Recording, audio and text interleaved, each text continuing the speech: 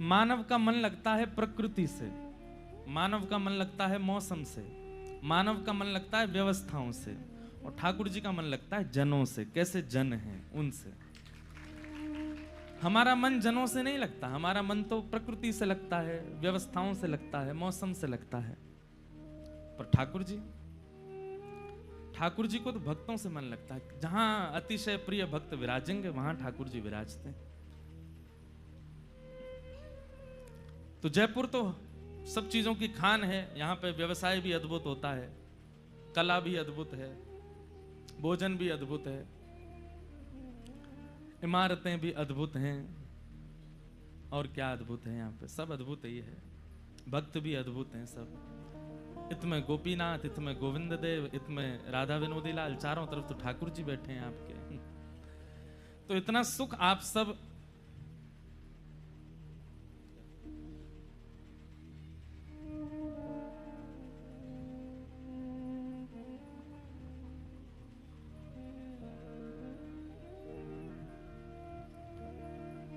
इतना सब सुख है यहाँ पर। आप सब लोग बड़भागी हैं कि राधा गोविंद देव प्रभु आपके बीच विराजते हैं। कल मैं एक बात कहते कहते रह गया था, कुंज निकुंज और निभृत निकुंज। कुंज में सबका प्रवेश है, पर निकुंज में आचार्य कृपा से प्रवेश मिल जाता है। जैसे कई विवाह होते हैं, उसमें सब जा सकते हैं। घर में भोजन बनाने का मन नहीं हो तो चले जाओ, वहीं खाया आओ। थोड़े अच्छे कपड़े पहन के जाओ तो लगेंगे लड़की वाले होंगे लड़का वाले। पर कई ब्याह होते हैं, वहां पर पास वगैरह होते हैं, लेकिन फिर भी हम पे पास नहीं है, लेकिन हमारे किसी जानकार के पास है, तो हम उसको फोन करते हैं, यार कुछ अच्छा खाना है, हमको भी ले चलो भीतर। तो वो द्वार पे आ जाता है, गार्ड वगैरह, ये हमारे साथ ही है, इनको आपका पास, बोले ये देखो, अच्छा तो आपके साथ इनको भी ले जाओ। लेकिन कई ब्याह कैसे होते हैं, बोले निवृत्त निकुंज, वहां पे कोई है ही नहीं, छोरा छोरी दोनों ने ब्याह कर लियो बस, और किसी का प्रवेश नहीं है। ऐसे ही कुंज निकुंज और निवृत्त निकुंज। कुंज में सबका प्रवेश हो जाता है, पर निकुंज में आचार्यों का प्रवेश है, और आचार्य कृपा जिस पर करते हैं उसका प्रवेश हो जाता है। पर निवृत्त निकुंज में जिनको प्रियालाल जी चाहेंगे वही आ सकते हैं, और कोई नहीं। आपके जयपुर में कुंज हैं श्री गोविंद देव जी, निकुंज हैं श्री गोपीनाथ जी। कुंज गोविंद देव जी इसलिए क्यों, गोविंद जी सब पहुंच जाते हैं, सबको पता है जयपुर में राज करें राधे गोविंदा। अच्छा, कुंज है गोविंद देव जी। अच्छा, इनमें कोई ये मत सोचना कि फर्स्ट ग्रेड है सेकंड ग्रेड, नहीं है, ये सब एक ही ग्रेड हैं, इनको ऊंचा नीचा मत समझिएगा। गोविंद देव जी हैं कुंज, वहां सब जा सकते हैं। जैसे हमारे वृंदावन में बिहारी जी वो कुंज हैं, वहां सब जाते हैं।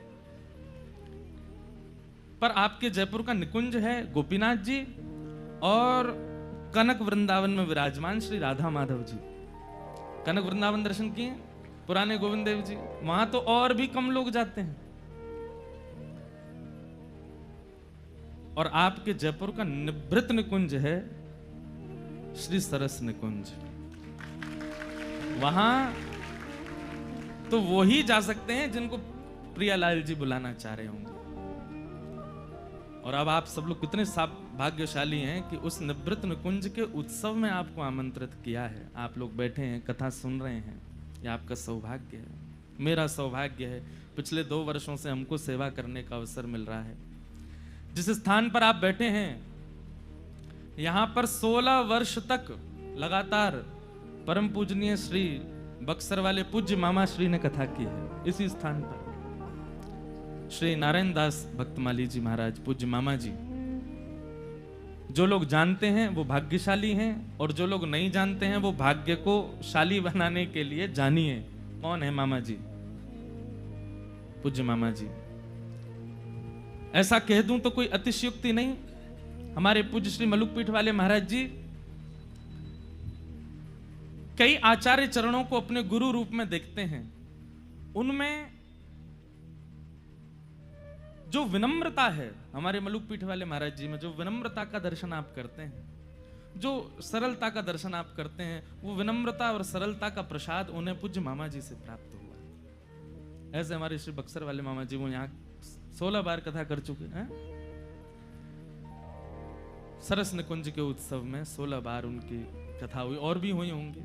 हमारे मलुकपीठ वाले महाराज जी अनेक कथाएं कर चुके हैं। 2 वर्षों से दास को यह सौभाग्य प्राप्त हो रहा है। आज जिनके विषय में हमारे भैया जी अभी बता रहे थे, आज यहाँ आचार्य परंपरा के ही हमारे श्री जुगल माधुरी शरण जी का प्राकट्य उत्सव है। उनका आज जन्म दिवस है। तो वैसे तो पूरी परंपरा बहुत विस्तृत है, हम भी बहुत समझते हैं, सुनते हैं, तब जाकर के हमें थोड़े थोड़े भाव पता लगते हैं। पर जो संक्षिप्त भाव मुझे पता है वो मैं आपको बताऊं। श्री बलदेव दास जी महाराज, जिनके सेव्य हैं श्री सरस बिहारी जी, जिनका सरस निकुंज में दर्शन होता है। बहुत ध्यान से सुनिएगा। कौन? श्री बलदेव दास जी महाराज। उन्हीं के सेव्य ठाकुर जी विराजमान हैं सरस निकुंज में।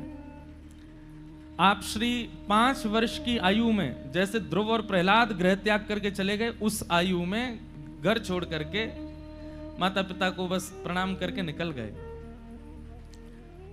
और श्री द्वारिकाधीश का दर्शन करने के लिए जब गुजरात पहुंचे तो बाल स्वभाव, सरल स्वभाव, ठाकुर जी पर्दा लगा हुआ था। ठाकुर जी का राजभोग आया था द्वारिकाधीश जी का।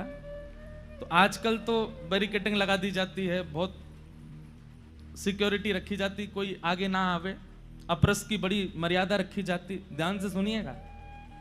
लेकिन प्राचीन काल में एक तो दर्शनार्थी भी कम होते थे और लोग बड़े मर्यादित भी रहते थे, इसलिए मंदिरों में ज्यादा सिक्योरिटी और ये सब नहीं होता था। तो राजभोग हो रहा था द्वारिकाधीश जी का, केवल पर्दा लगा हुआ था। और श्री बलदेव दास जी महाराज आप दर्शन कर रहे थे, छोटे से थे, तो पर्दा लगा तो इनको लगा पता नहीं पर्दे के पीछे क्या हो रहा है, ये ठाकुर जी पर्दा लगा के क्या कर रहे हैं भीतर। तो छोटे बालक थे, तो पुजारी इधर उधर हुए, ये भीतर घुस गए। और जैसे ही पर्दा के भीतर जाके देखा तो साक्षात श्री द्वारिकाधीश जी और रुक्मणी जी एक थाल में बैठ करके प्रसाद पा रहे थे। और आप दोनों चकित रह गए।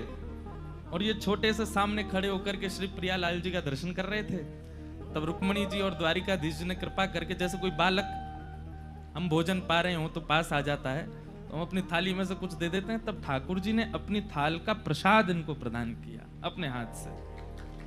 ऐसे श्री आचार्य चरण श्री बलदेव दास जी महाराज परंपरा में आपके पूज्य महाराज जी के श्री परदादा गुरु, बड़े दादा गुरुदेव श्री बलराम दास जी महाराज। फिर आपने ही आज्ञा की श्री सरस माधुरी जी को कि आप गृहस्थ आश्रम प्रारंभ करो। इस परंपरा में अब गृहस्थ आश्रम होना चाहिए।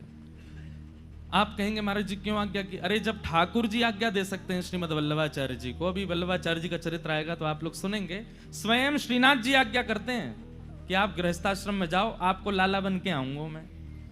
और श्रीनाथ जी भी नहीं, श्रीमद वल्लभाचार्य जी को श्री पंढरपुर में श्री विट्ठल भगवान आज्ञा करते हैं। चंद्रभागा नदी के तट पर श्री वल्लभाचार्य जी, अब वो चरित्र आएगा तो मैं विस्तार से सुनाऊंगा, वहां पर श्री वल्लभाचार्य जी महाराज विराजमान थे। और आपकी भावना नहीं थी गृहस्थाश्रम में जाने की, लेकिन साक्षात श्री पंडरीनाथ भगवान प्रकट भये और प्रकट होकर के बोले कि आप गृहस्थाश्रम में जाओ।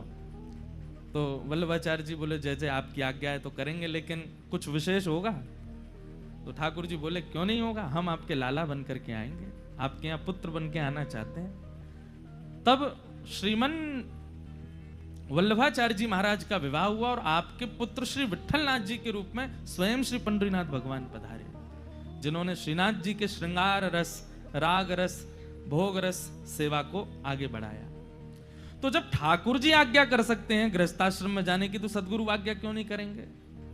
तो श्री बलदेव दास जी महाराज ने आज्ञा की सरस माधुरी जी को कि आप गृहस्थाश्रम में प्रवेश करो। आपने गृहस्थाश्रम में प्रवेश किया। श्री सरस माधुरी जी के ही कृपा पात्र थे श्री जुगल माधुरी शरण जी महाराज, जिनका आज जन्म दिवस है।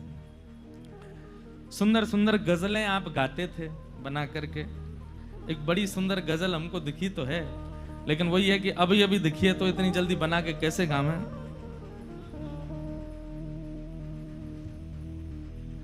लेकिन शब्द सुनिएगा। अब जैसे भी हम गाँव में, महाराज जी क्षमा करियो, गजल गाई नहीं कभी, गाई तो है पर छुप छुप के गाई है। अब मिल गया ना ग्रंथ, आज से गजल ही गानी है। कहाँ जाओगे दिल से अरमान निकल के। बहुत सारी गजल दिखाई पर हमको ये वाली थोड़ी न भाग गई मन में। अच्छा, इनकी गजल सब ठाकुर जी के लिए और श्री गुरुदेव भगवान के लिए। कहाँ जाओगे दिल से अरमान निकल के, रहो दिल ही दिल में, रहो पर संभल के। नवाज़े यूं ठुकराए उनकी है मर्जी, या तो मेरे हृदय को स्वीकार करें या ठुकरा दें, उनकी मर्जी है। मेरा काम प्रस्तुत करना है, मैं प्रस्तुत करूंगा। स्वीकार करना और अस्वीकार करना ये उनकी मर्जी है। यही तो, इसी को कहते हैं भक्त, इसी को कहते हैं वैष्णवता। जिद नहीं करनी है, बुरा नहीं मानना। शायद एक बालक यहाँ बैठा भी होगा, 2-4 बालक 5 उस सीकर से ही लगे, महाराज जी दीक्षा दो, दीक्षा दो, दीक्षा दो, हर दिन दीक्षा दो, दीक्षा दो। ऐसे नहीं होता। आपका काम एक बार प्रार्थना करना है, देना ना देना ये गुरु की मर्जी है। आपका काम एक बार गोविंद देव जी से प्रार्थना करना है। हम आपसे एक बात, थोड़ा ने कम करो भाई, नए हल्को हल्को कम कर दो, हमारी बात मान लीजिए, या तो हमारी आवाज बढ़ा दो या इनकी कम कर दो, ऐसा कुछ कर दो। क्या बता रहा था मैं?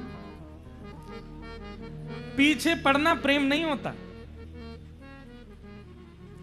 जिसका प्रेम होता है ना, वो एक बार प्रस्तुति करता है, एक बार कहता है, सामने वाला स्वीकार करे ये उसकी राजी, अस्वीकार करे ये उसकी राजी। मेरे चित्त में तो प्रेम है ना, पीछे पड़ना प्रेम नहीं होता।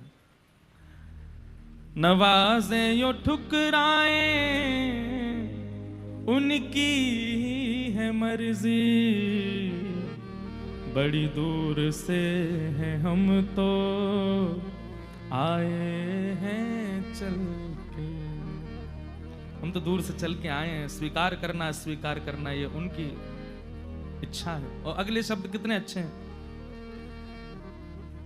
रहे टेढ़ा टेढ़ा हो कितना भी सीधा, रहे टेढ़ा टेढ़ा हो कितना भी सीधा,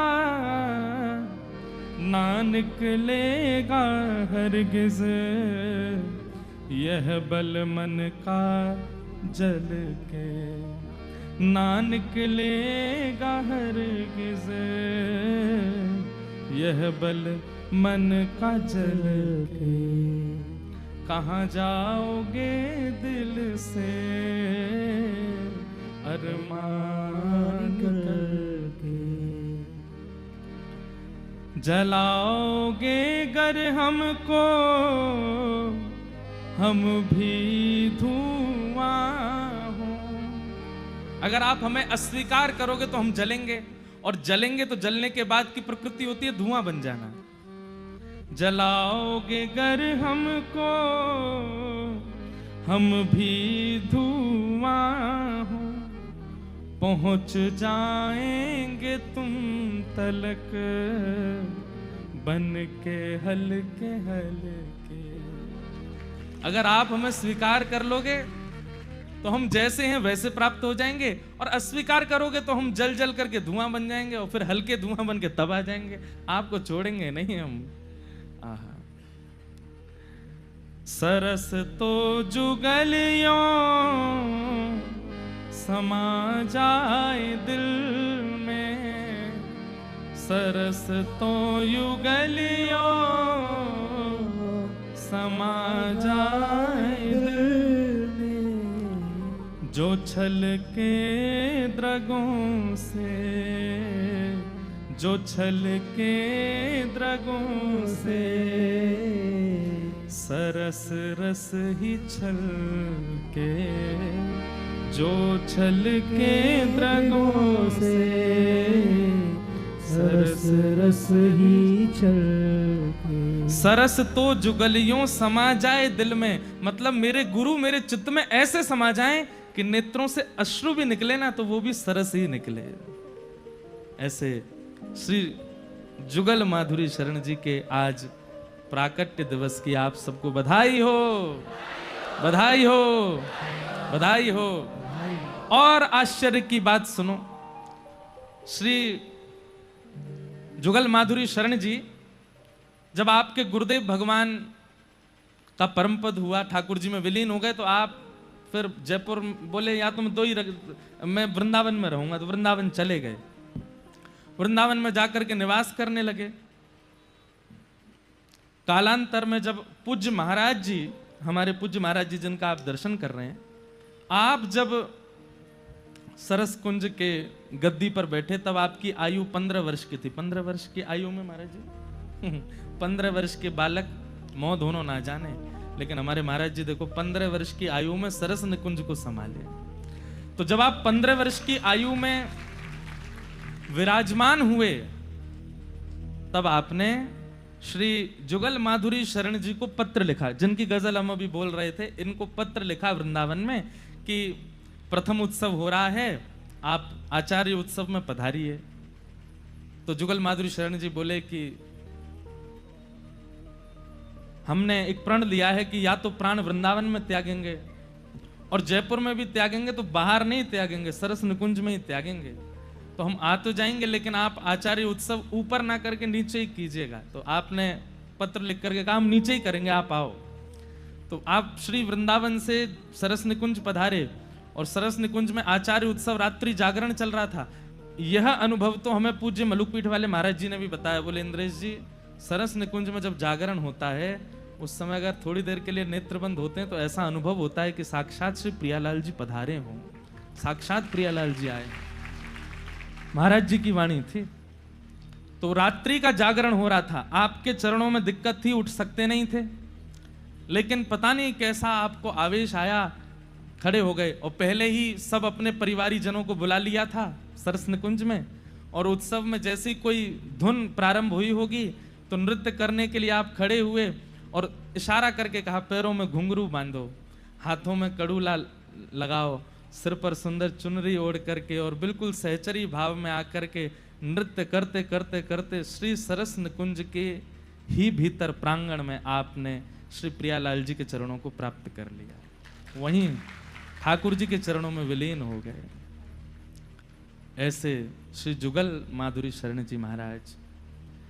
भैया ये भक्तमाल की कथा हम सुन रहे हैं, ऐसे आचार्यों के बीच में बैठे हैं। हमारा कितना बड़ा सौभाग्य है कि हम ऐसे महापुरुष के सन्निकट बैठ के उनका दर्शन करते हुए कथा कह रहे हैं, सुन रहे हैं।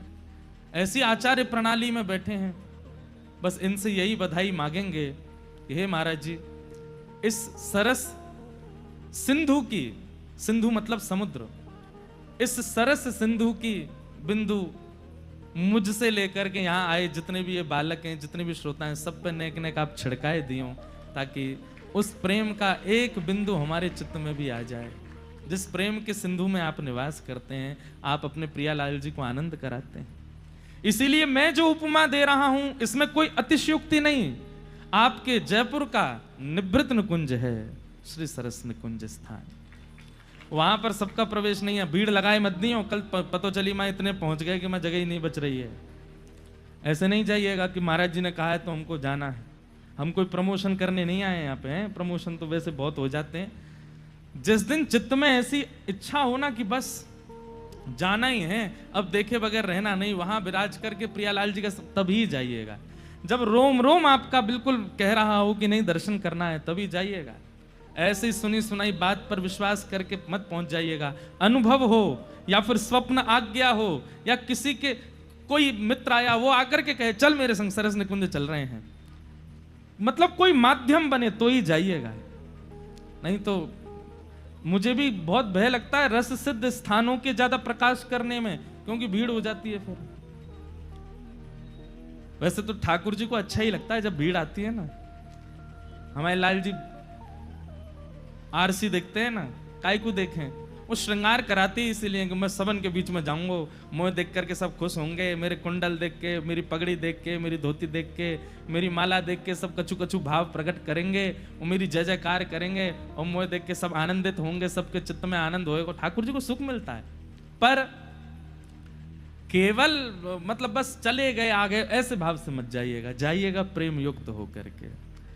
ऐसी पूर्ण परंपरा को हम बारंबार प्रणाम करते हैं, बारंबार वंदन करते हैं और श्री जुगल माधुरी शरण जी महाराज को वंदन करते हैं।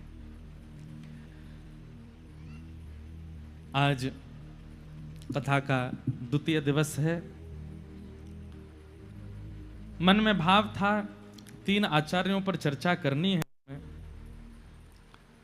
तो आज सबसे पहले तो भाव था कि श्री रामानुजाचार्य श्री वल्लभाचार्य जी महाराज के विषय में कुछ कहेंगे, पर फिर कल रात्रि में मन में भाव आया कि सबसे पहले श्रीमन रामानुजाचार्य जी महाराज का चरित्र बोलेंगे। कई लोग यहाँ दीक्षित बैठे हैं जिन्होंने दीक्षा ले रखी है और कई बालक लाइव भी सुन रहे हैं। हमने आज तक अपने आचार्य चरण का विशिष्ट रूप से परिपूर्ण चरित्र नहीं कहा है, पहली बार कहने जा रहे हैं। हमारी एक बात बहुत ध्यान से सुनिएगा। श्री आचार्य चरण श्री रामानुजाचार्य जी महाराज का चरित्र रस सिद्ध महापुरुषों से थोड़ा भिन्न हो सकता है। उसमें भिन्नता का कारण क्या है?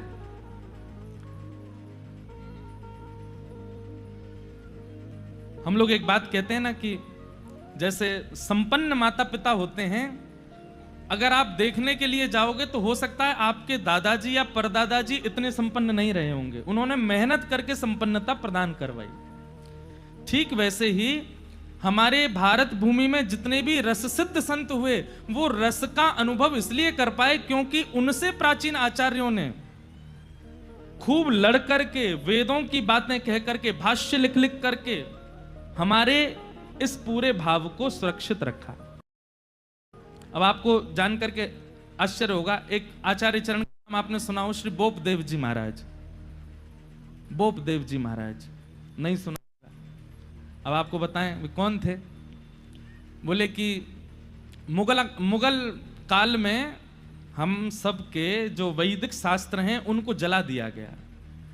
एक ऐसी पाठशाला थी, एक ऐसी पुस्तकालय था जहां पर हमारे सारे ग्रंथ सुरक्षित थे, और उसको जब मुगल आक्रांताओं ने जला दिया तो वहां पर पांडुलिपि में श्रीमद् भागवत जी विराजमान थी, वे भी अंतर्ध्यान हो गए। और जब लोगों को यह बात पता चली कि श्रीमद् भागवत महापुराण अंतर्ध्यान हो गए तो हाहाकार मच गया वैष्णव समाज में। लोग रोने लगे कि अब भागवत जी का आश्रय कैसे लेंगे हम। तब श्री बोपदेव जी महाराज आए और वे बोले, मुझे पूरी कंठस्थ है, मुझे पूरी याद है, एक एक श्लोक मुझे याद है, 18,000 श्लोक मैंने कंठबद्ध कर रखे हैं, मैं बोलता हूं लिखो। और तब उन्होंने भागवत जी की रचना करवा करके पुनः हम लोग को लिपिबद्ध प्राप्त करवाई। ऐसे ऐसे आचार्य चरण हुए हैं। उस काल में आज से लगभग 1000-1500 वर्ष के अंतराल के पीछे हुए थे श्रीमन रामानुजाचार्य जी महाराज। तो रामानुजाचार्य जी का जो चरित्र है वो थोड़ा ज्ञान परक है। वहां पर थोड़ा वेदवाणी, शास्त्रवाणी थोड़ी ज्यादा है, लेकिन आपको ये श्रवण करनी चाहिए और श्रवण करनी ही पड़ेंगे। भैया यहाँ अगर जगह नहीं मिल रही हो ना तो वहां पीछे भी एक है जगह, वहां पे बैठ जाइए। अगर इधर कोई आ रहे हो, जगह नहीं मिले तो वहां इधर भी जगह है, इधर भी एक गली है उसमें भी जगह है, वहां बैठ जाना। खोर सांकरी ये तो राजभूमि है गई, वो निकुंज गली है भीतर, वहां पे भी जगह है। कछु गोपी वहां बैठ जाओ। ठाकुर जी राज करते करते महू आ जाएंगे। गली में ही फंसे, यहाँ ते तो भाग जाएंगे, गली ते तो भगू नहीं पाएंगे, तो गली में बैठ जाओ। कई लोग सोच रहे होंगे हमको सन्मुख बैठना है, तो गली में क्या बैठे, टीवी पे क्या देखें। ये तो बड़ा रासमंडल है, यहाँ से तो ठाकुर जी इधर उधर भाग भी सकते हैं, गली ते तो फंस जाएंगे, वहां ते कहाँ भागेंगे। गली में बैठो तो वहां बैठ के कथा सुनोगे तो कथा फंस जाएगी भीतर, निकलेगी नहीं। एक तो हमारे श्री लोकेश भैया से कल हमने कही, एक कॉपी दो हमको कुछ लिखना है ऐसी कॉपी लाके दी, उस पर बाहर लिखा है तू बाहर मिल। अब लिखते लिखते जैसे ही ये कॉपी बंद होती है, मैं लिखी जय हो आचार्य चरणों की वाणी लिख रही है, इसमें हम लिख रहे हैं जगह जगह ग्रंथों से भाव निकाल करके, और जैसे ही कॉपी बंद करता हूँ तू बाहर मिल। भैसा लग जाता है कि कहीं आचार्य चरणी तो नहीं करे, तू बाहर मिल। लेकिन इसमें एक दूसरा भाव भी है। भीतर तो आचार्य चरणों के चरित्र विराजमान हैं, और आचार्य चरणों के, भक्त चरणों के जब चरित्र सुनते हैं, लिखते हैं, तो निवृत्त निकुंज में प्रवेश हो जाता है। और जैसे ही चरित्र बंद करते हैं तो ये शब्द पढ़ के लगता है कलयुग ललकार रहा है। बोले जब तक निकुंज में सुरक्षित है, नहीं तो तू बाहर मिल, तब मैं दिखाऊं तो। अभी तो तू निकुंज में है, अभी तो तू आचार्य शरणागति में है, अभी मैं तेरा कछुना बिगाड़ सकूं, लेकिन तू बाहर मिल। तो ये भी एक बढ़िया किताब लाए, तू बाहर मिल। ले एक अंदर एक और चीज लिखी है, guns don't kill people, I kill people. अद्भुत किताब लेकर के आए हमारे लोग। तो पीछे न्योर कर रखी है। जय हो। तो इसलिए बहुत सावधानी से श्रवण कीजिएगा। और यहां जिन आचार्यों पर हम चर्चा करने वाले हैं, तीनों ही विषय बहुत सेंसिटिव हैं। श्रीमन रामानुजाचार्य जी महाराज, श्रीमन चैतन्य महाप्रभु और श्रीमन वल्लभाचार्य जी महाराज, तीनों ही सेंसिटिव हैं, आपके लिए भी मेरे लिए भी। आपके लिए क्यों? यदि एक सूत्र भी आपसे छूटा तो आप पूरे विषय में खो जाओगे। और मेरे लिए सेंसिटिव क्योंकि अगर एक शब्द भी इधर उधर बोला तो संप्रदाय वाले मुझे नहीं छोड़ेंगे। तुम ऐसा कैसे बोल रहे हो, ये बात तुमने ऐसे कैसे कह दी, ऐसे कैसे कह दी। तो थोड़ा पिछले 10-15 वर्षों में जब से सोशल मीडिया एक्टिविटीज शुरू हुई है, संप्रदायों में थोड़े लड़ाई झगड़े शुरू से भी बहुत ज्यादा हो गए।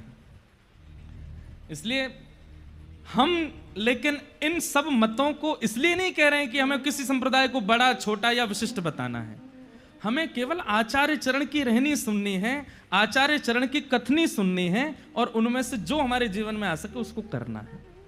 इसलिए जो रामानुजी वैष्णव बैठे हैं, उनसे भी मेरी प्रार्थना कि जब चैतन्य महाप्रभु का चरित्र है तो उनसे भी सीखिएगा, जब श्रीमद वल्लभाचार्य जी का चरित्र है तो उनसे भी सीखिएगा, जब सरस माधुरी जी की चर्चा हो तो उनसे भी सीखिए, हरिराम व्यास जी की चर्चा हो तो उनसे भी। ये मत सोचिएगा कि ये तो अन्य संप्रदाय के, इनकी बात हम कैसे माने। हाँ, कुछ नियम ऐसे हैं, उन नियमों में अपने संप्रदाय के भाव, अपने गुरु की आज्ञा माननी है, पर रहनी करनी, और सबसे बड़ी बात ठाकुर जी को प्रसन्न करने के व्यवहार, ये आप सब संप्रदायों से ले सकते हो।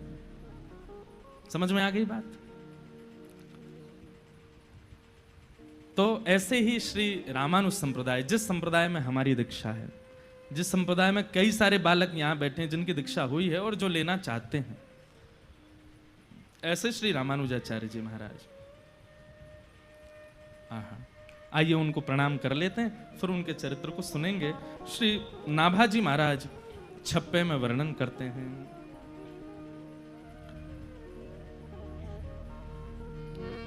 संप्रदाय शिरोमणि, संप्रदाय शिरोमणि, संप्रदाय शिरोमणि, संप्रदाय शिरोमणि। दूसरा छप्पे खुल गए, अब खुलो रामानुजाचार्य जी को। मैंने कि ये तो रामानुजाचार्य जी का, कोई और छप्पे खुल गया था, अब आया रामानुजाचार्य जी। सहस आश्य उपदेश करे, जगत उदाहरण जतन कियो।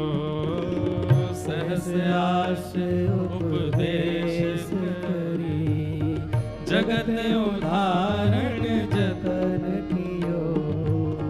गोपुर है आरूढ़ उच्च स्वर मंत्र उच्चार्यो। गोपुर है आरूढ़ उच्च स्वर मंत्र उच्चार्यो। गोपुर है आरूढ़ उच्च स्वर मंत्र उच्चार्यो। गोपुर है आरूढ़ उच्च स्वर मंत्र उच्चार्यो। 72 श्रवण निधार्यो,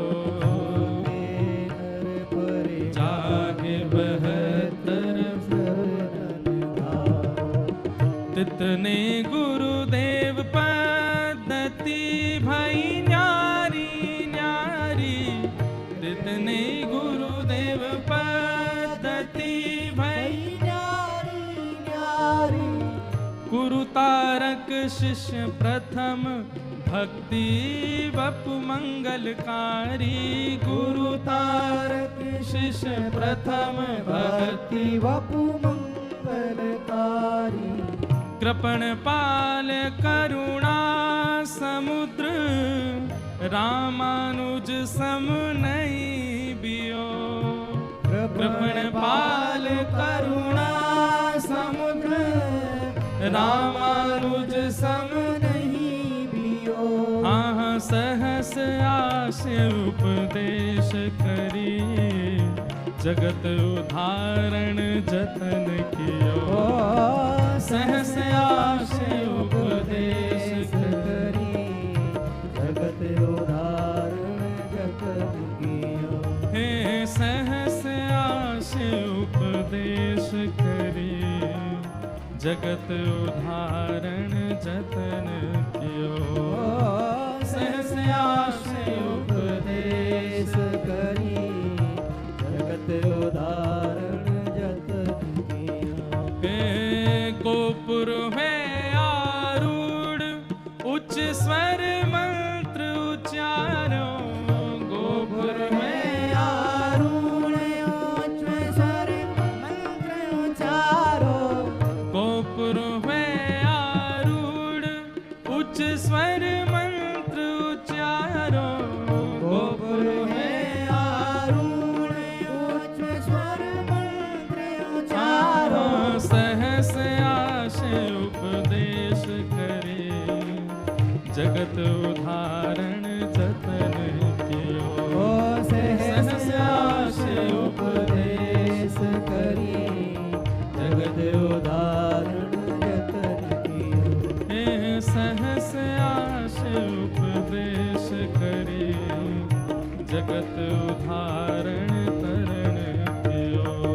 सहस आस उपदेश करी, जगत उदाहरण जतन कियो। शेषावतार भाष्यकार श्री रामानु स्वामी जी महाराज की जय। सहस आश उपदेश करी, जगत उदाहरण जतन कियो। गोपुर हुए आरूढ़ उच्च स्वर मंत्र उचारो, सूते नर परे जाग 72 श्रवण निधारो। तितने गुरुदेव पद्यति भई न्यारी न्यारी, गुरु तारक शिष्य प्रथम भगति बपु मंगलकारी। कृपण पाल करुणा समुद्र, रामानुज सम नहीं बियो। सहस्य आश उपदेश करी, जगत उदाहरण जतन कियो। सबसे पहली बात भक्तमाल की कथा है, इसलिए एक एक भाव बहुत विस्तृत रूप से आचार्य चरणों का प्रस्तुत हो ये जरूरी नहीं है। जो मूलतः दूसरों में भक्ति का संचार करे वही भाव यहां कहे जाएंगे। श्री रामानुजाचार्य जी कौन है? जितने भी आचार्य चरण पृथ्वी पर पधारे हैं ये निश्चित ही ठाकुर जी के ही कोई अनुचर आते हैं, ठाकुर जी ही किसी को भेजते हैं या ठाकुर जी स्वयं आते हैं। ऐसे ही श्री रामानुजाचार्य जी कौन है? ये शेषावतार हैं, भगवान के शेषनाग। ठाकुर जी पौड़े हैं शेषनाग के ऊपर, और तभी ठाकुर जी को हम जीवात्माओं की स्थिति पर बड़ी चिंता हुई। तो सबसे समीप रहने वाले श्री शेषनाग भगवान बोले कि भगवान आप बड़े चिंतित लग रहे हैं, क्या बात है? तो ठाकुर जी कहते हैं कि हमको जीवात्मा पर बड़ी दया आती है कि इनका उद्धार कैसे होगा, इनका कल्याण कैसे होगा। तब शेषनाग भगवान बोले आप आज्ञा करें। बोले आज्ञा तो कुछ नहीं है, बस हम आपसे एक ही चीज चाहते हैं कि आप जाइए। आप हमारे बहुत समीप रहते हैं, हम पूरे दिन आप पर ही पौड़े रहते हैं, आपको हमारा बड़ा सामिप्य प्राप्त है, तो निश्चित ही आपकी क्रिया हमसे मिलती जुलती होगी और हमसे विशिष्ट भी हो सकती है। तो कृपा कर आप पृथ्वी पर जाइए और जीव कल्याण कीजिए। तब श्री वैष्णव परंपरा में श्री रामानु स्वामी जी महाराज का आज से लगभग 1000 वर्ष पूर्व प्रादुर्भाव हुआ और उन्होंने भक्ति की रक्षा के लिए शास्त्र सम्मत बातें कह करके और उस काल के जो लोग धर्म शास्त्रों को विध्वंस करने में लगे थे उनसे लड़ करके अपनी बातें रख करके हमारे वैदिक सनातन धर्म और श्री वैष्णव परंपरा को सुरक्षित किया। लेकिन हम आचार्य चरणों के संपूर्ण चरित्र से पूर्व इस परंपरा के प्रथम आचार्य के भाव से प्रारंभ करेंगे। बहुत ध्यान से सुनिएगा। हम जगह जगह से भाव ढूंढ ढूंढ के लाए हैं, आप सबके बीच में कह सकें, बता सकें। बहुत सावधानी रखिएगा। भगवान के एक नित्य पार्षद हैं और उन पार्षद का नाम है श्री विश्वक्सेन जी महाराज,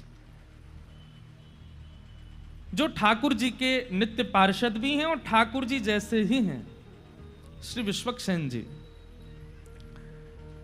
विश्वक्सेन जी महाराज पृथ्वी पर सटकोप स्वामी जी के रूप में प्रकट हुए, जो कि श्री वैष्णव परंपरा के प्रथम आचार्य हैं, श्री सटकोप स्वामी जी महाराज।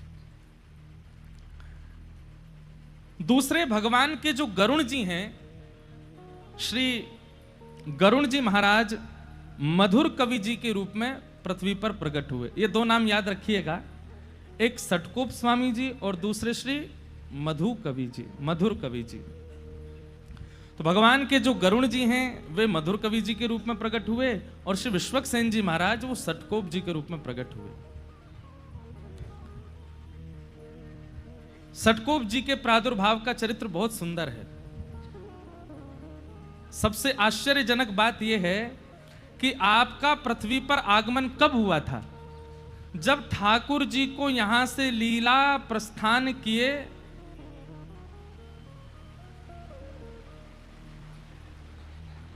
लो,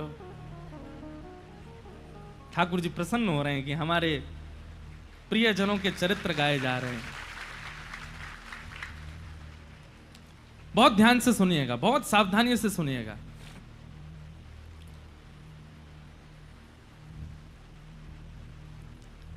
दक्षिण भारत में अधिकतर हमारी संप्रदाय विस्तृत है, उत्तर भारत में इतनी विस्तृत नहीं है।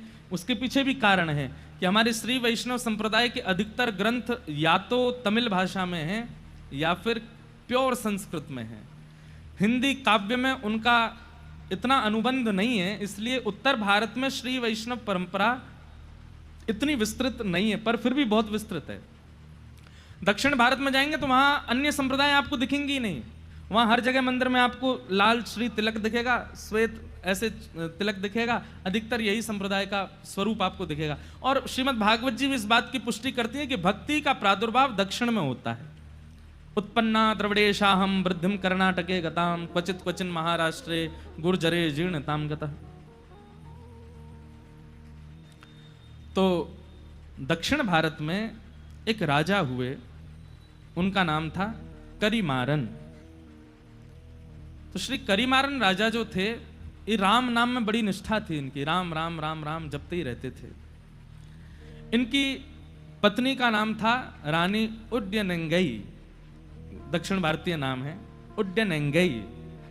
तो करिमारन राजा और इनकी पत्नी रानी उड्डयनंगई, ये दोनों भगवत परायण भक्त थे।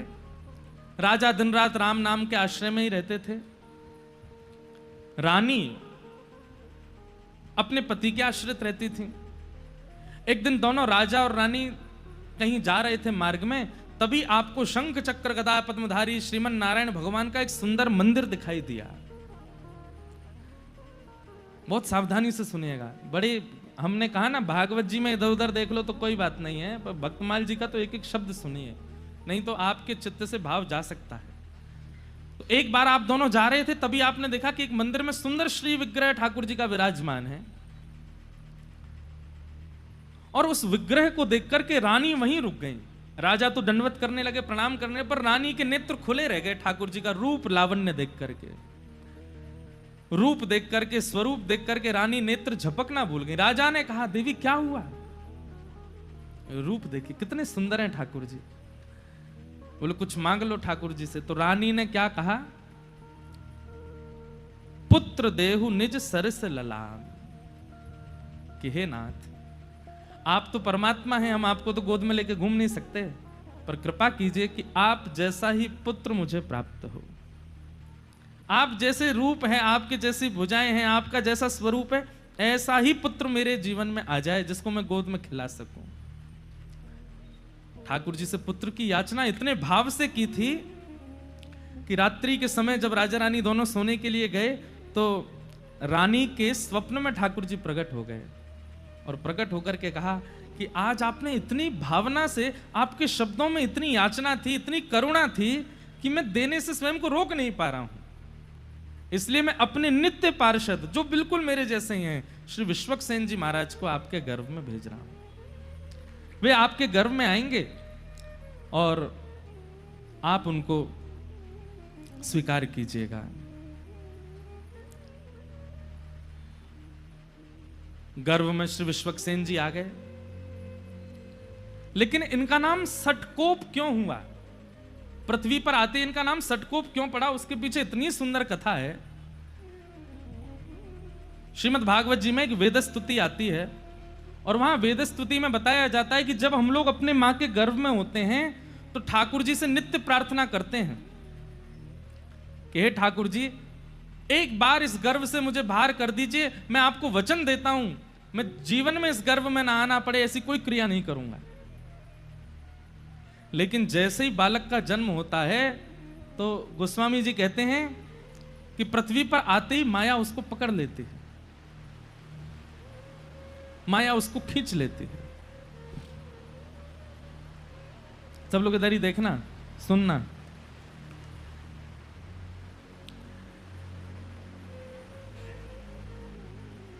भूमि परत बा डाबर पानी, जनु जी वही माया लपटानी। जीव जब तक मातृ गर्भ में होता है वो परम भागवत होता है, ठाकुर जी से उसकी बातें होती हैं। श्रीमद् भागवत जी के कपिल देवूति संवाद में इस बात का प्रस्तुतिकरण है कि उसकी ठाकुर जी से चर्चा होती है। लेकिन जैसे ही उसका जन्म होता है माया उसको ऐसे पकड़ती है, संसार उसको ऐसे पकड़ने लगता है कि फिर वो धीरे धीरे ठाकुर जी से जितनी उसकी चर्चा हुई सब भूल जाता है। लेकिन विश्वक्सेन जी महाराज जी के साथ ऐसा नहीं हुआ। आपका जैसे ही जन्म हुआ तो जन्म लेने के अगले क्षण ही जैसे ही माया आपके ऊपर आक्रमण करने के लिए आई, तो एक तो होता है बालक रोता है, जन्म लेते ही रोता है, पर आपने रुदन ना करते हुए उस सठ माया के ऊपर कोप किया। बालक जन्म लेते गुस्सा करता है, वो जन्म लेते ही क्रोध किया और माया को सतर्क कर दिया कि सावधान हो जाओ, मुझ पर आक्रमण मत करना, मेरे पास मत आना, मेरे समीप आने की कोई जरूरत नहीं है। तभी इनका नाम पड़ गया सठ कोप। सठ माया के ऊपर जिन्होंने कोप किया, ऐसे श्री सठकोप जी महाराज, ये हमारे आचार्य चरण हुए। और भैया देखो, जल अगर आप पे गिर जाए ना, तो हम एक बात कहते हैं, कथा में ये इधर उधर की जो गतिविधि, प्राकृतिक गतिविधि होती हैं, ये इसलिए होती हैं ठाकुर जी आते हैं कथा में, तो वो ऐसे नहीं आते, ऐसे करके आते हैं। लाइट चली जाना, पंखा बंद हो जाना, वाह।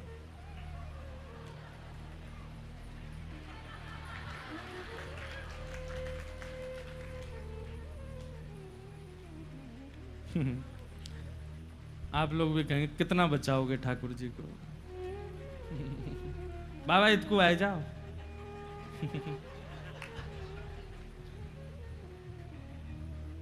क्या बता रहा था मैं?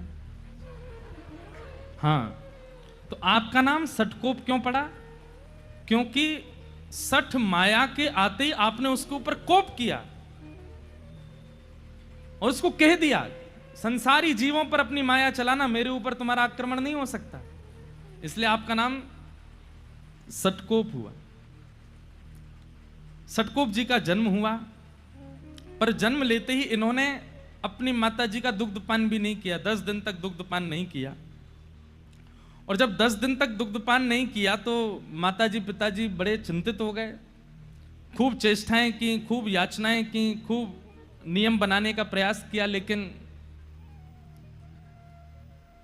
नहीं पिया दुग्ध। माता पिता ने सोचा कि शायद ये बालक जीवित नहीं है, कोई चेष्टा कर नहीं रहा है। तो श्री षटकोप जी को एक पास के मंदिर के एक इमली का वृक्ष था, वहीं नीचे लिटा करके माता पिता वहां से निकल गए। वो तो यही चाह रहे थे, माया में फंसने थोड़ी आए हैं, वो तो जीव उद्धार करने के लिए आए, हम लोगों के कल्याण के लिए आए हैं।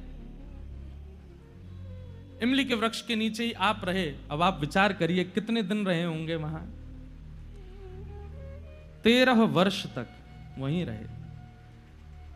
जन्म लेने के 10 दिन बाद से लेकर 13 वर्ष तक वहीं बैठ करके आप हरि शरणागति, हरि भजन करते रहे, हरि स्मृति करते रहे।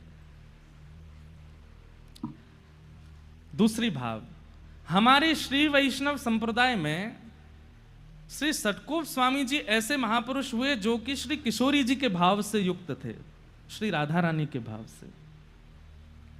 आप निरंतर श्री राधा रानी के भाव में ही निमग्न रहते थे, किशोरी जी का स्मरण करते रहते थे। ऐसा कहते हैं कि आपके जो पद हैं वो विशेष रूप से या तो संस्कृत में होंगे या दक्षिणी भाषा में हैं, इसलिए उनका भाव तो गा पाना मेरे लिए मुश्किल था। तो हमने पिछले साल जो लोग कथा में आए थे उनको पता होगा, हमने कहा था कि अपने रामानु संप्रदाय में पद हम निवेदित करेंगे अपने आचार्यों को लिख करके। तो आज एक पहला पद लिखा है हमने अपने संप्रदाय के आचार्यों के लिए। श्री षटकोप स्वामी जी, आपकी स्थिति कैसी है? आप किशोरी जी से याचना करते हैं, किशोरी जी का चिंतन करते हैं, और कभी तो आप भाव से अयोध्या पहुंच जाते हैं और अयोध्या में जाकर के आप देखते हैं कि हाथी की सवारी पर श्री राघवेंद्र सरकार बैठे हैं, बड़े बड़े ऋषिजन आगे पीछे चल रहे हैं, कोई चमड़ उड़ा रहे हैं, कोई पंखा चल रहे हैं, जिसके कारण राघव जी का मुखमंडल दिख नहीं रहा। तो षटकोप जी इतने व्याकुल हो जाते हैं कि राघव मुझे दिख क्यों नहीं रहे। आप स्वयं वहां पहुंचे नहीं है, मानसी में वहां पहुंच जाते हैं। तभी आप विचार करते हैं कि अयोध्या के तो राजा हैं, ये राजा तो आसानी से मिलते नहीं हैं, लाला के पास चलो। तो तुरंत मानसी में ही आप वृंदावन पहुंच जाते हैं और वृंदावन जाकर के आप लाला का स्मरण करते हैं। तभी आप क्या देखते हैं अपनी मानसी में? एक गोपी खूब सारी गैयान को गोबर एक पात्र में भर के थाड़ी है। वैसे तो नित्य गोबर उठा लेती है, लेकिन आज उसको पता चल गया है कि इसी मार्ग से श्याम सुंदर आने वाले हैं। तो मन में विचार कर रही है कि मैंने कछु ऐसा नाटक करूं कि लाला को मेरे पास आनो पड़े। तो नीचे परात रखी है गोबर की और वहां में हाथ लगाए करके ऐसा, अरे ये तो बड़ो भारी है, मोते तो उठो ही नहीं रहो, अरे कोई नेक आए के या को उचवाए दो या को नेक उठवाए दो। षटकोप स्वामी जी के मानसी में ये चिंतन होता है।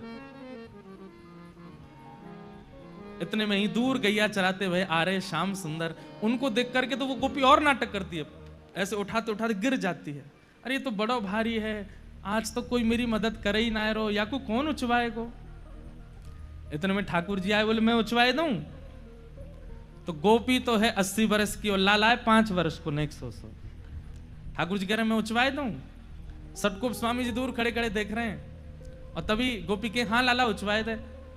तो ठाकुर जी भुजा लगा करके उसमें प्रयास कर रहे हैं उठवाने का, और गोपी से तो उठता बनता है, वो तो जानबूझ के नाटक कर रही है। तो जैसे ठाकुर जी ने हाथ लगाया तो गोपी ऐसे उठाने लगी। इतने में ठाकुर जी मन में विचार किए, मैंने तो जोर ही ना लगाया, उठ कैसे गए हो। ठाकुर जी समझ गए, बोले ओहो जे गोपी नाटक कर रही है मेरे आगे। सो ठाकुर जी ऐसे करते करते, अब वो गोपी देख रही है ठाकुर जी की और चाह रही है गोबर का भाव, और दूर खड़े षटकोप स्वामी जी मानसी में दर्शन कर रहे हैं। और जैसे उचाते उचाते नेक ऊपर लाई तो इतने में ठाकुर जी उसको दिखा देते हैं, मैंने तो स्पर्श ही ना किया, अपने आप ही उठ रही है। जैसे ही उठाने लगे तो ठाकुर जी यूं ठाड़े के बोले, हेरी गोपी तू नाटक कैब कर रही? तो गोपी ने सिर पर, मैंने तो नहीं किया नाटक। बोले अच्छा, मैंने तो जोर ही ना लगाया, या मैं फिर उच कैसे गई ऊपर तक?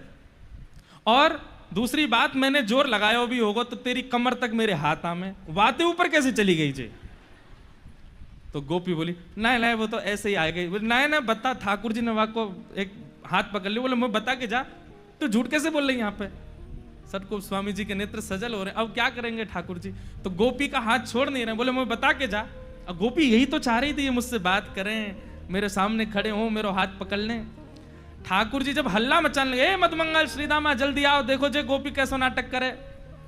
इतने में गोपी वहां से बचवे के काजे अपने जो परात है का जहां में गोबर भरो पड़ो बात टेढ़ो करके ठाकुर जी पे ही डाल दे। तो सिर से लेके नीचे तक ठाकुर जी गोबर में सन गए, और जैसे ही गोबर में सने तो हाथ छोड़ दिया, गोपी माते भाज गई। और श्री सटकोप स्वामी जी इस लीला का दर्शन करके चरणों में प्रणाम करते हैं। सोचिए, माया पर कोप किया उन्होंने, लेकिन भावना से कितने सरल हैं, मानसी से कितने निर्मल हैं। इसलिए आपका निजी नाम नम्मालवार, आपका प्रकट नाम तो है श्री सटकोप, पर हमारे जैसे यहाँ पे अष्ट सखा होते हैं ना उत्तर भारत में, ऐसे दक्षिण में ठाकुर जी के आलवार हैं, भक्तों को ही आलवार कहा गया। तो आप जो हैं वो नम्मालवार आपका नाम है आलवारों में। आप किशोरी जी के ध्यान में ही रहते, श्री जी के ध्यान में ही रहते। एक बार की बात है कि ऊखल बंधन लीला जो भागवत जी में आती है ना, मैया ने लाला बांध दियो, आप कथा सुन रहे थे और कथा में जैसी उखल बंधन लीला सुनी, सुनते ही मूर्छित हो गए। किस बात से मूर्छित हो गए? बोले मैया लाला से यूं कहेगी, आज तो को रोटी नहीं मिलेगी, आज तो को मक्खन नहीं मिलेगा। तो मैया के इस कोप को ठाकुर जी कैसे ले रहे होंगे? ठाकुर जी कितने सरल हैं, कितने सहज हैं, कितने निर्मल, उन पर कोप कर रही है मैया।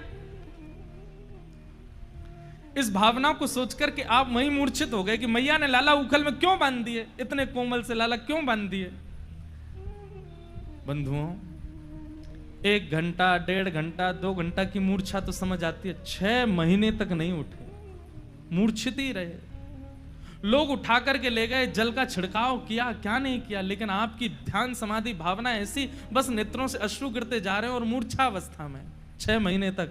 फिर 6 महीने बाद किशोरी जी ने ललिता जी से आज्ञा की कि आप जाओ, और श्री ललिता जी आई और उन्होंने आकर के श्री सटकोप स्वामी जी को पुनः चेतना कराई। ऐसे हमारे रामानुज संप्रदाय के श्री सटकोप स्वामी जी महाराज। तो ये जब मैं कथा पढ़ रहा था तो मेरे मन में आई कि एक पद आज सबसे पहले हमारे आचार्य चरणों के लिए गा दें। हम तो ब्रजवासी हैं, और ब्रजवासी बिना पदन के तो रहे ही ना है, आप सबन को पता है। तब मन में भाव आया कि एक पद हिंदी भाषा में अपने आचार्य चरण को प्रस्तुत कर देते। करी हूं कृपा कब श्यामा मोह पे, करी हूं कृपा कब श्यामा मोह पे। श्री सटकोप स्वामी जी गा रहे हैं। अच्छा, एक और बात तो बताने ही भूल गया मैं। जब आपका प्रादुर्भाव हुआ तो बालक जन्म लेते ही रोता है, पर आपके रोने का कारण ये नहीं था कि मुझे दूध पिला दीजिए या बालक को प्रसव पीड़ा हुई है इसलिए वो रो रहा है। नहीं, आप इसलिए रोए क्योंकि भगवान के लीला पूरी करने के मात्र 15-20 साल बाद ही आपका जन्म हुआ था। श्री कृष्ण धरा धरती से लीला पूरी करके चले गए और ठाकुर जी के जाति कलयुग प्रारंभ हुआ, और कलयुग के प्रारंभ होने के 15-20 साल के अंतराल में ही आपका जन्म हुआ है। तो आप इसलिए रोए कि मेरा जन्म इतने साल पहले क्यों नहीं हुआ, जब ठाकुर जी पृथ्वी पर थे तब मैं क्यों नहीं आया। ये मेरा दुर्भाग्य कि मैं आज क्यों आया हूं, ये इतना समय क्यों लगा मुझे आने में। तो आचार्य चरण का भाव है और उन्होंने ही चित्त में दिया है। सब लोग गाइएगा। करी हूं कृपा तब श्यामा मोह पे, करी हूं कृपा कब श्यामा मोह पे, करी हूं कृपा कब श्यामा मोह पे, करी हूं कृपा कब श्यामा मोह पे। जैसी कृपा ललिता पर कीनी, जैसी कृपा ललिता पर कीनी, जैसी कृपा ललिता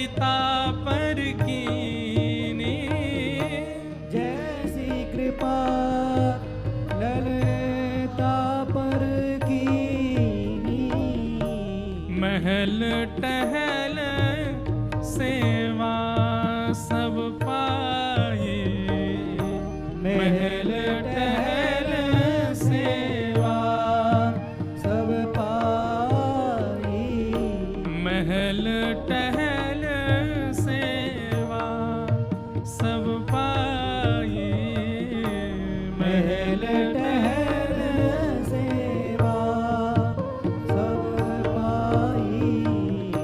खरी हो कृपा कब श्यामा मोह पे, करी हो कृपा कब श्यामा मोह पे, करी हो कृपा कब श्यामा मोह पे, करी हो कृपा कब श्यामा। हे किशोरी जी, जैसी कृपा आपने ललिता जी पर की है और उन्हें अपनी महल टहल की सेवा प्रदान की है, ऐसी कृपा मुझ पर कब करेंगी आप?